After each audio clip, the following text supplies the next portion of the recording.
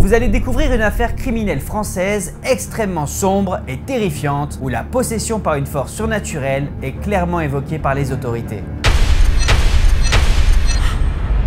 Une affaire dont vous n'avez jamais entendu parler sur YouTube, une vraie exclusivité sur la chaîne Exploria. Dans cet épisode, nous allons replonger dans cette histoire vraie avec les propos réels livrés par l'auteur des faits, les témoignages des autorités, mais aussi d'avocats et d'experts qui ont participé au déroulement de l'enquête. Un fait divers extrêmement sombre et terrifiant qui a troublé les gendarmes à cause d'éléments paranormaux. Mais avant de plonger dans cette affaire, je tiens à remercier le partenaire de cette vidéo, NordVPN. NordVPN est une application qui vous permet de détourner votre connexion depuis un autre pays et ça peut être très utile dans plusieurs contextes différents. Durant les longues soirées avec le couvre-feu, si vous avez déjà fait le tour de Netflix, de Prime Video ou de Disney+, vous pourrez faire croire à la plateforme de streaming que vous êtes aux États-Unis ou dans un autre pays et accéder à un catalogue beaucoup plus complet. Et croyez-moi, ça change les soirées en ce moment. Il y a par exemple beaucoup plus de films d'horreur et de documentaires sur des histoires étranges très sympas. Ça vous permet aussi de sécuriser vos connexions lorsque vous utilisez des Wi-Fi publics, par exemple dans les transports en commun, à l'aéroport, dans les grandes villes et même dans les bars et restaurants quand ils seront ouverts. NordVPN peut être utilisé jusqu'à 6 appareils en même temps, donc pour les familles ou même en coloc, on peut se servir d'un seul compte. Si vous avez la moindre question, vous aurez à disposition un service client accessible 24 h sur 24 et 7 jours sur 7 en français. Pour les personnes intéressées, vous pouvez avoir l'accès à l'offre de NordVPN avec le lien dans la description et dans le commentaire épinglé. Utilisez le code promo Exploria et vous aurez le droit à une très grosse réduction pour 2 ans plus un mois offert si vous vous abonnez maintenant. Je vous conseille de le tester juste pour l'accès au catalogue des plateformes de streaming américains. De toute façon, vous avez 30 jours pour l'essayer et si vous n'êtes pas satisfait, vous serez remboursé. Encore merci à NordVPN pour leur soutien et maintenant, c'est parti pour un tout nouvel épisode d'Enigma.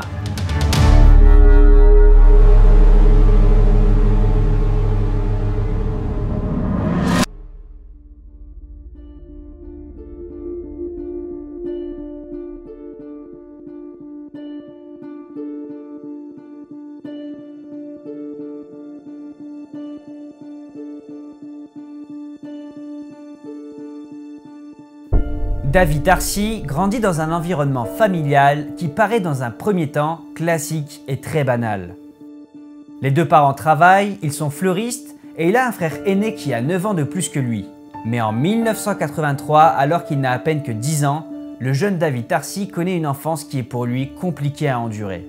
Son frère aîné quitte la maison assez rapidement et Davy se sent terriblement seul à la maison. Pire encore, il voit son père souffrir et être traité pour une leucémie. Une leucémie qui va profondément le marquer puisqu'il entrevoit au fond de lui une possible issue mortelle pour son père. Au-delà de la peur de voir son père partir, cette leucémie va avoir un certain impact sur l'aspect psychologique car elle va laisser des séquelles qui resteront à jamais en Davy Tarcy qui se met souvent à parler de sang.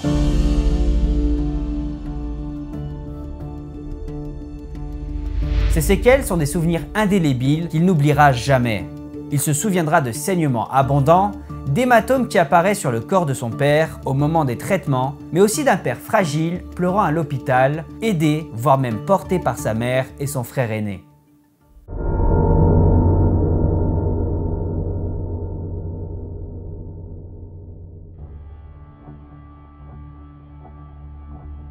À partir de 11 ans en 1984, Davy assiste à des choses étranges qui se déroulent dans la maison. Des phénomènes qui sont pour lui et sa mère inexplicables, voire surnaturels. Il remarque des portes claquées toutes seules, des bruits de coups dans les murs et plus troublant encore, il affirme un jour s'être fait agresser par une force invisible. Davy et sa mère sont si terrifiés par ces phénomènes qui deviennent de plus en plus incontrôlables qu'ils décident de faire appel à un exorciste jésuite alors que son père ne croit toujours pas en l'aspect surnaturel de ces événements. Enfin, jusqu'au jour où il est témoin à son tour d'un phénomène très effrayant. Alors qu'il est allongé sur son lit, il remarque une femme en noir voilée qui le terrifie. Un jour, alors que Davy est seul dans la maison, il se met à entendre des pas qui montent les escaliers, des pas qui s'approchent de plus en plus, mais pourtant, Davy ne voit personne. Terrifié par ce phénomène, il court vers la salle de bain et s'y enferme à double tour. Tétanisé, il entend les pas de l'autre côté de la porte et se met à prier. Plusieurs heures plus tard, sa mère le retrouve enfermé dans la salle de bain et Davy lui explique tout. Sa mère lui raconte aussi qu'elle assiste à des phénomènes étranges malgré l'exorcisme. Le temps passe, mais les Tarcy assistent toujours à des phénomènes inexpliqués. Ils décident alors de déménager pour fuir leur maison qui serait bel et bien hantée. Mais étrangement, ils assistent toujours à des événements effrayants dans leur nouvelle maison, comme si quelque chose les avait suivis. Quelque temps plus tard, la mère de Davy Tarsi devient magnétiseuse et elle réussit à convaincre son mari d'aller voir un magnétiseur qui l'aurait miraculeusement guéri. Pour Davy, c'est un vrai miracle et il est certain que la guérison est due au don du magnétiseur. Selon lui, les médecins qui suivaient son père tenaient sa guérison pour un vrai miracle.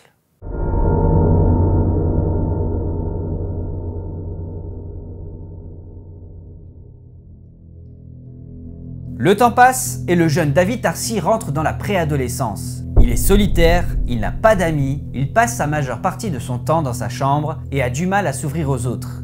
À son adolescence, il développe un look ardos, cheveux longs, veste en cuir et se met à jouer de la musique satanique avec son groupe qu'il a lui-même formé. Davy est un ado rebelle, il a d'ailleurs appelé son groupe Z, qui est un personnage de Pulp Fiction, où on le voit pratiquer des relations sadomaso dans la cave de son magasin. Davy raconte que lorsque son père le déposait devant l'école, 5 minutes après, il ressortait de l'autre côté pour rejoindre une voiture qui l'attendait. Il prenait des drogues douces, puis des drogues dures avec des amis. C'était pour lui une manière de fuir sa famille qui, selon lui, l'étouffait. Davy Tarsi consomme de la drogue, mais affirme ne pas en être dépendant. Ce qui l'intéresse en la consommant, c'est l'expérience qu'elle lui procure, un état de légèreté et d'ivresse. Il précise qu'il consomme aussi de l'alcool pour cette même raison. Il a pleinement conscience de vivre d'une manière borderline, mais c'est ce qu'il aime. La sensation de ne vivre que sur un fil et qu'un seul faux pas ferait tout basculer.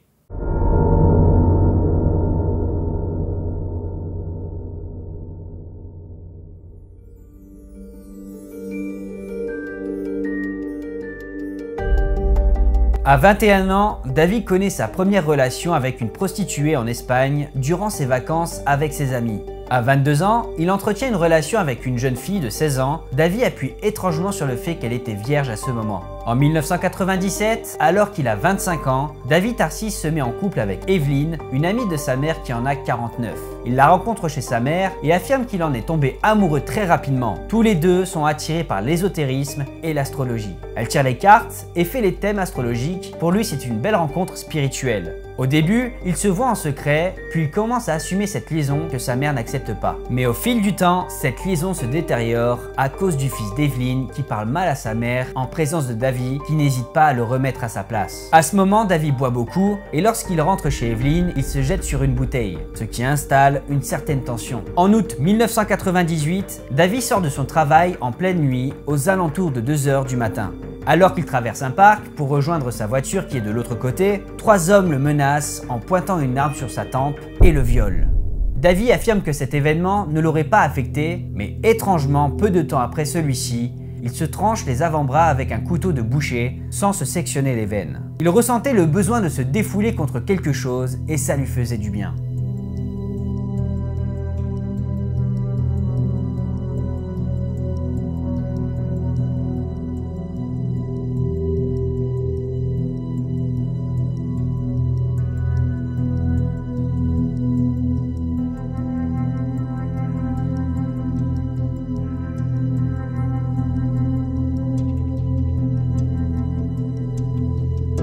Sa 4e relation est une femme qu'il rencontre dans un foyer de jeunes travailleurs où ils vivent tous les deux à ce moment. Ils font un enfant, mais étrangement Davy n'en voulait pas, il dit avoir cédé à sa compagne qui en voulait un.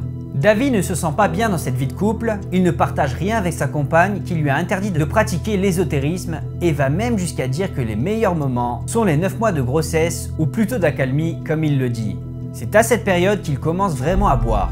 Un jour, il lui annonce qu'il souhaite la quitter, mais elle le prend très mal et le ton monte. Davy a une réaction violente puisqu'il va jusqu'à la prendre par le cou en la secouant.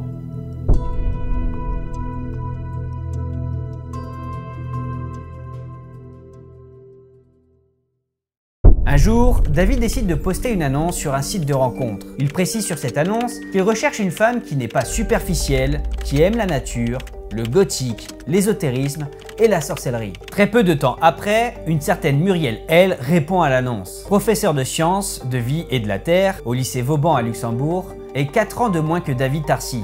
À la rencontre, c'est le coup de foudre. Pour lui, il en est certain, c'est la femme de sa vie. Tout se passe très bien, très peu de disputes, ils partagent ensemble leur passion et aucune perversion durant leur relation, comme si cet équilibre avait chassé les vieux démons de Davy. Dans le début des années 2000, Davy et Muriel habitent dans la petite commune de Tuquegneux dans le nord-est de la France. En 2008 et 2009, Davy passe un CAP d'agent de prévention et il travaille. Le 1er mars 2010, Muriel met au monde leur fille Chloé et dans le cadre de l'exercice de droit de visite et d'hébergement, ils accueillent régulièrement la fille aînée de Davy, Ninon. Mais fin 2009, les problèmes commencent. Davy a des problèmes de santé qui l'empêchent de travailler et les arrêts maladie s'enchaînent. Rupture des ligaments croisés du genou droit fin 2009, puis en mars et octobre 2010, intervention chirurgicale pour des hernies discales, occasionnant chacune 5 mois d'arrêt maladie. Le couple plonge dans une période compliquée et connaît des difficultés financières. Mais malgré ces difficultés, Muriel remarque que Davy achète régulièrement de nombreuses quantités d'alcool et qu'elle ne comprend pas qu'il puisse dépenser autant d'argent pour en acheter. La seule solution pour le couple est d'emprunter de l'argent aux parents de Muriel pour s'en sortir. Davy se dispute violemment avec son beau-père, il est colérique, mais après coup il s'en veut terriblement. Une fois la colère retombée, il prend conscience que quelque chose ne va pas en lui, une certaine violence qui ne semble pas contrôlée.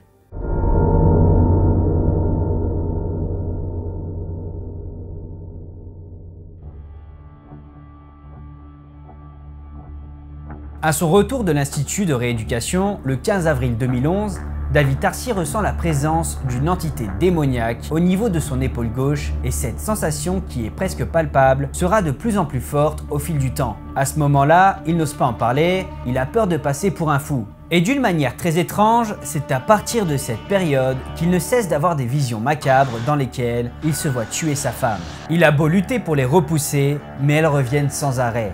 Dans ses visions, il se voit la tuer, mais aussi la torturer étrangement, ça l'excite. En plus de ces flashs morbides, il se met à écrire des chansons dans lesquelles il nomme une personne qu'il appelle Hécate, qui est la déesse de la nuit et de la sorcellerie dans la mythologie. Davy est persuadé qu'il s'agit bel et bien d'un phénomène paranormal, il le sent dans sa chair, selon lui c'est vibratoire.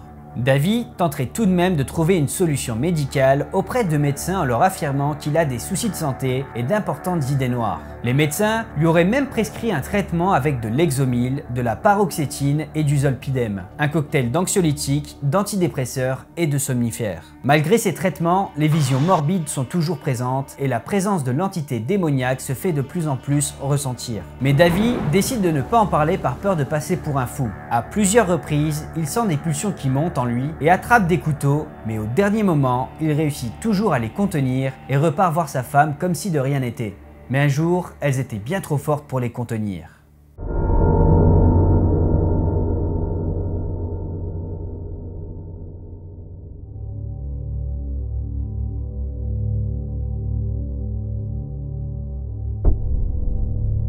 Le 5 juin 2011 au soir, Davy Tarcy boit 3 verres de pastis et un verre de vin à l'apéro, mais il n'est pas saoul.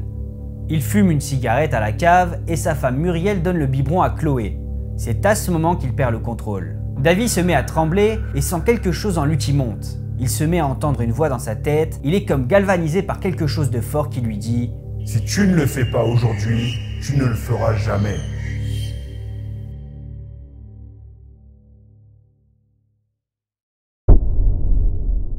Davy remonte et fonce droit sur sa femme qui se met à hurler avec la petite Chloé dans les bras. Il lui donne un coup sur la tête avec une lampe torche et la poignarde à plusieurs reprises avant de la laisser agoniser au sol. Une fois dans un état second, il ne peut plus s'arrêter, c'est trop tard, il est quelqu'un d'autre. Davy voit la petite et l'étouffe avec sa gigoteuse, mais il a une réaction encore plus étrange. Il se dit qu'il adore sa fille, qu'il ne veut pas qu'elle souffre et qu'elle doit mourir rapidement. Il prend alors le couteau en main et la poignarde à 13 reprises. Il regarde désormais sa femme agoniser, la déplace, la déshabille et s'assoit sur le canapé en la fixant un long moment. Étrangement, cette situation l'excite. Malgré ses graves blessures, elle réagit et le supplie de ne pas lui faire de mal, mais il ne l'entend pas de cette oreille. Elle décédera comme la petite Chloé de 15 mois.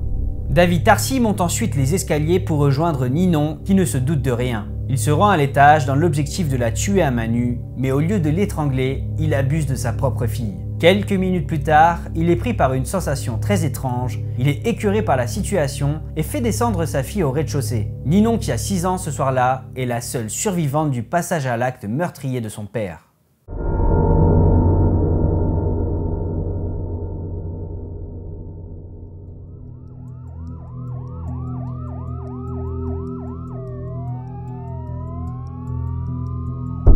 David Tarcy est arrêté très peu de temps après ses actes. Il est amené en garde à vue à la gendarmerie de Trieux pour expliquer ce qu'il s'est passé durant la nuit. Le major Claude Guérard, qui est technicien en identification criminelle, raconte ce qu'il découvre en arrivant sur la scène du crime. Dans le salon et dans la salle à manger, il aperçoit des bougies avec un bâton d'encens consommé. Mais ce qui le marque le plus est le sang qu'il retrouve partout dans les pièces. Il imagine le déchaînement de violence qu'il n'avait jamais vu auparavant.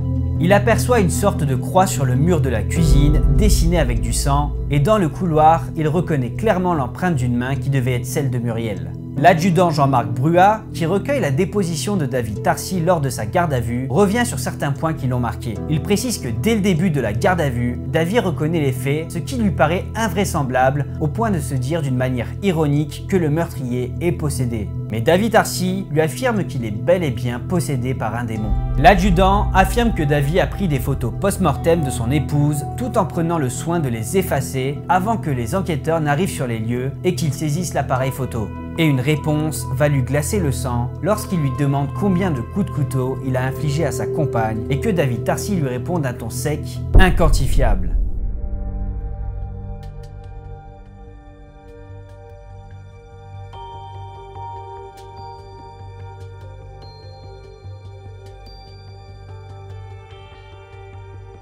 Le procès est long et éprouvant pour les jurés qui doivent assister aux différents témoignages, dont l'interrogatoire poignant de Ninon, qui ne se fait pas au tribunal puisqu'elle est absente, mais son interrogatoire a été enregistré à la gendarmerie et diffusé au tribunal.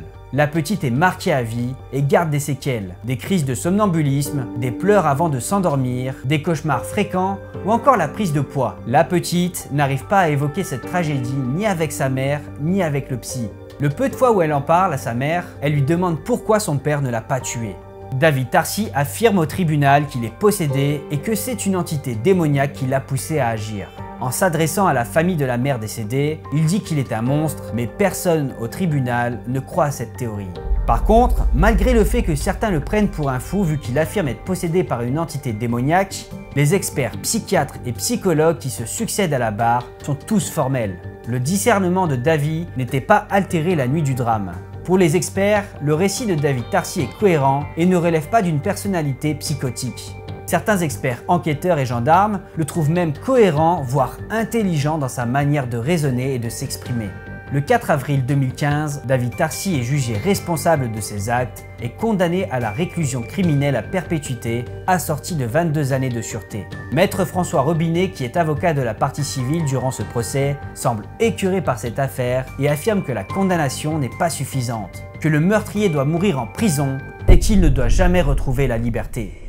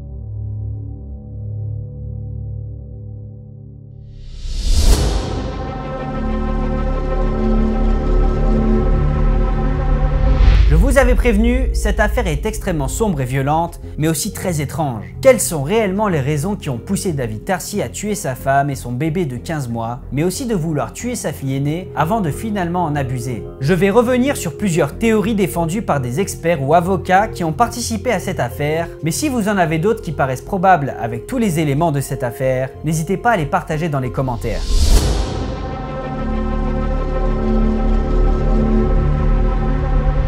Carole Rabolini est experte psychologue et a pu analyser la personnalité de David Tarcy. Pour elle, David est une personne qui cherche à convaincre son interlocuteur de ce qui apparaît non pas comme la réalité, mais plutôt à sa propre réalité ou sa construction déformée de la réalité. Durant son analyse, Carole Rabolini note que Davy ressent toujours le besoin de donner des détails à caractère morbide, alors que la plupart des personnes n'y penseraient même pas, voire peut-être ne les évoqueraient pas par pudeur ou par respect, mais lui les expose de manière systématique.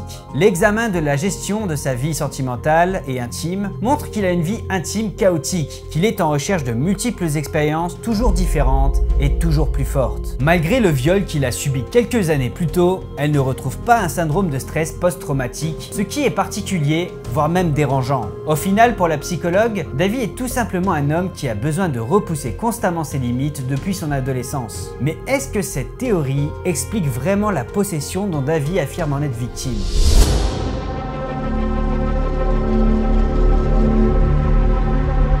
Pour maître Frédéric Bernat, qui est l'avocat de Danny Tarsi, un point important aurait été négligé. Il rappelle que Davy a fait appel à des médecins pour ses idées noires plusieurs mois avant le passage à l'acte et qu'on va lui prescrire des traitements composés de Lexomil, de paroxétine et du zolpidem. Il rappelle qu'il y a des meurtriers qui ont été acquittés pour irresponsabilité par la justice américaine et par la justice canadienne qui avaient commis des faits exactement identiques à celui-ci. Des gens qui sont sous traitement à Lexomil avaient tué toute leur famille. C'est arrivé aux États-Unis à 2 reprises et au Canada une fois. Mais aucun expert n'a accepté de suivre Maître Bernat dans ce terrain-là. Car selon cet avocat, ça voudrait dire qu'il remettrait en cause tout leur comportement. Il faut rappeler que la France est le premier pays prescripteur de Lexomil et que cet anxiolytique est désormais interdit aux États-Unis. Mais le docteur Alexandre Baratta, qui est psychiatre et qui a pu analyser le cas de Davy Tarsi, est d'un tout autre avis que Maître Bernat. Il rappelle que l'alcool est un facteur de risque de passage à l'acte et que la prise de Lexomil aussi. Mais en aucun cas, ça ne peut générer des fantaisies déviantes, ça ne peut pas rendre quelqu'un pervers. Si c'était le cas, la moitié du peuple français serait pervers et capable de tels passages à l'acte.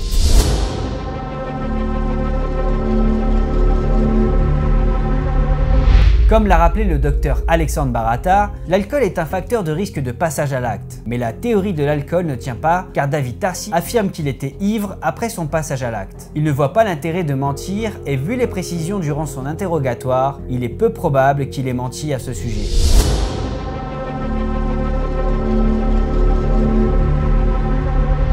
Et si Davy Tarsi était réellement possédé? Il est compliqué d'expliquer les phénomènes paranormaux relevés par sa famille plus jeune, tout en sachant que chacun les a vécus individuellement dans leur maison. En tout cas, c'est ce que certains gendarmes ont soulevé. La plupart ont du mal à croire aux fantômes, mais trouvent inexplicable le fait que la famille entière, même le père qui n'y croyait pas au début, ont affirmé avoir vécu des phénomènes paranormaux.